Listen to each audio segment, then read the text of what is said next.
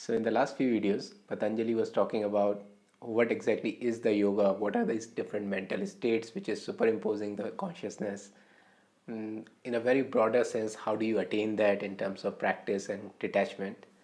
And now he is talking about samadhi. He talks about there are two kind of samadhis. He pointed out towards two kind of samadhis. The one is sampragyan samadhi, samadhi with the knowledge. Pragya means wisdom, knowledge, with knowledge, right? So samadhi with the knowledge. And here he says a person goes through four stages in sampragyan samadhi. Yeah, and these are the followings. So he starts with vitarka. Vitarka is your meditation object, right? Any kind of meditation object can be referred as a vitarka, right? And then the next stage is vichara. Vichara means you are continuously staying with your meditation object, your vitarka, right? Vitarka is a moment of awareness towards your meditation object. Vichara is prolonged awareness towards your meditation object, right? So vitarka, then you go into vichara, then it leads to the ananda, which is bliss, right? So when you're focused on your meditation object for a longer period of time and there's nothing else in your mind, that state is extremely blissful in terms of your body, in terms of the mind. Your mind and body is just in an extremely pleasurable state. So that is called the ananda, the third stage. Then the fourth stage he says is asmita, this sense of individuality, this sense of separateness, right? Then you reach to that point, right? So you go step by step. You start from vitarka. After a certain time of practice, you attain the state of vichara. With the vichara, you slowly attain the state of bliss, and then with the bliss, eventually you get to the point of the knowledge, the realization of this ignorance of, or this asmita, that the realization of this individuality, ego, right?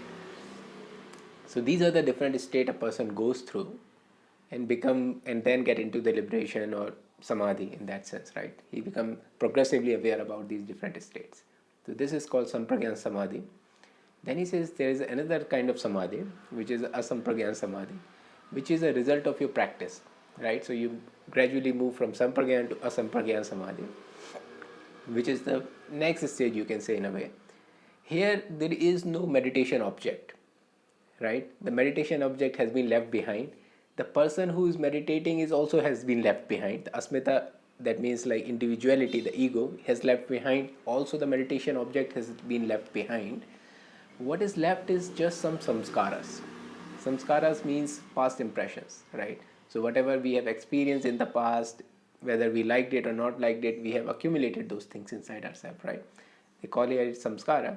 So that samskaras are left. That means there is some thoughts and emotions are coming in that states based on your past experiences, but there is nobody to observe them, right? In that sense, right? Just for example, currently the camera is there, but because I have no identification with the camera, it doesn't really matter to me, right? I am in respective of camera, I am in the samadhi, right? It doesn't bother me at all, right? It doesn't, I just don't care. So you probably reach the same state with your samskaras, your same state with your thoughts and emotions, your body and all that, right? So that way you come into the samadhi, right? That kind of lack of separateness or lack of individuality, you just become completely disinterested in all these things, right? And that leads to the state of asampragyan samadhi, where there is no knowledge. I mean, where there is no need of knowledge as well, right? You have transcended that layer also. So that is asampragyan samadhi. There are still thoughts and emotions going on, but they are kind of they doesn't bother you anymore. There is no identification with them. Yeah. So sampragyan samadhi, four stages. You start with a meditation object. You learn to stay on the meditation object. Then you reach a point of bliss, and then you reach a point of individuality. Asampragyan samadhi, there is samskaras, there is thoughts and emotions, but there is no identification, and it happens because of the past practices. Yeah. So these are the two samadhis. Now he talks about how does one attain those states, right? How does one attain these samadhis? And first he acknowledged there are certain people who are like prodigies, right? They are like by birth they can do this because of whatever reason, but they are capable of doing such thing from their birth itself is the cause. That's what he says, right? So in that way they can just do it. we have seen these things in other areas also, right? A very small kid can beat the grandmaster in the child without having any practice before, right? Prodigies. The same way he says there are certain people like that who exist, who can do these things from the very early on without much practice. But for the rest of us, there are five things we need to practice. Not really practice, but five things we need to uh, accommodate. They are the part of your practice. They are the following, right? The first is your faith. When you are starting something like anything, in fact, you need to have some kind of a faith, some kind of a confidence that what you're doing is leading you in a direction which is meaningful, right? So that kind of faith, confidence, however you want to put it, the word used here is shraddha. The shraddha has to be there, right? That confidence, that faith has to be there. Then there has to be effort, virya, right? Then you need to put the effort. Let's take the Sampragyan Samadhi example. For example, you need to have a meditation object and you need to keep coming back to the meditation object, right? First, you need to have a confidence that it is leading you in the right direction, this practice. Otherwise, why would you do it, right? You will just leave it.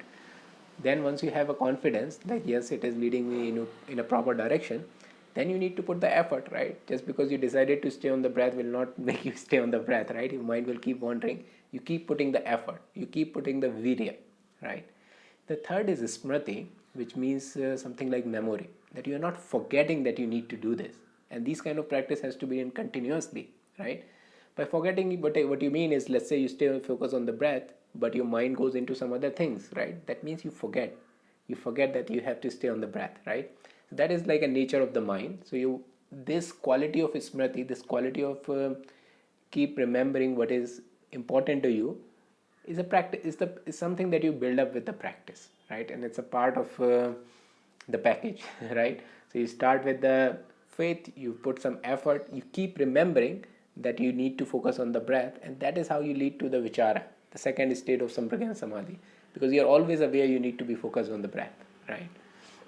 Then that leads to the last two stages, which is Samadhi and wisdom, right? Samadhi is single pointed focus, single pointed concentration, and pragya is your currently the ignorances we are having, right? The misunderstanding about the way the nature of reality, the misunderstanding about our own identities and all these things, that level of ignorance start to become shattered with a direct knowledge, with a direct wisdom, right?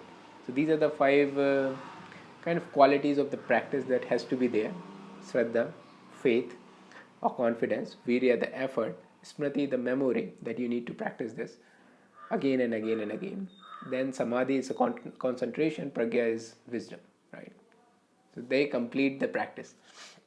Now let's say even if somebody is practicing this, the Patanjali mentioned in the next couple of verses that how when you will reach to these stages of samadhi and all that depends on couple of more things.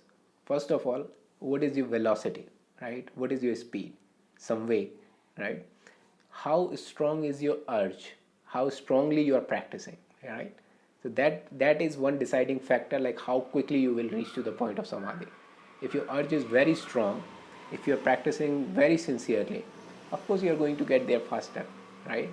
So he's taking it almost like there is a destination you need to reach, and it depends like what is your speed, right? If you are going slow, it will take longer time. If you are going fast, then it will take you there quicker. Yeah. So that is a speed, velocity. So one aspect of practice is that which decide how quickly you will get there. The second aspect is what he says, the condition of your vehicle. Some vehicle can move fast, some vehicle can move slow, and some vehicle has a intermediate kind of capabilities. So that also matters, right? What kind of vehicle you are traveling, and what is your speed. Both of these things are important. The vehicle could mean something more like what is the capabilities in a person, right? Some person are more discerning, their intellect is very they can see right and wrong very quickly. Some people have very strong faith, very strong devotion kind of thing. Some people has a lot more effort and all these things, right? So based on the qualities, what is your caliber in terms of different qualities, you can get there faster as compared to other person, right? So also, like, what exactly is your practice, right? So both ways you can see it as more like a vehicle. We are at the point A, we need to reach the point B. Our vehicle is, the condition of our vehicle also going to determine how fast we will get there. So that defines, there are other things which we will discuss in the next video, like what are the other ways people get to the point of samadhis. But for this video, this is what Patanjali says, right? There are a couple of types of samadhis. He pointed out sampragyan, asampragyan, with wisdom, without wisdom. And you can get there by having these following qualities in your practice. And it does depend like how fast, what exactly is your vehicle and how fast you're going there.